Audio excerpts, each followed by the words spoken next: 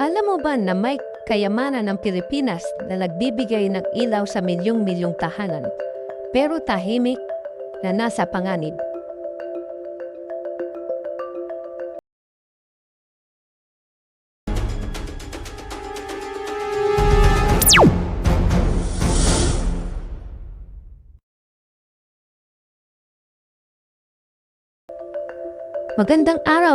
Magandang gabi mga ka-friends ito.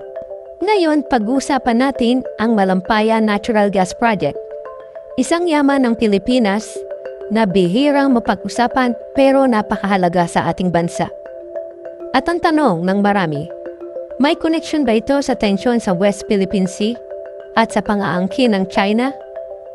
Ano ang Malampaya Natural Gas?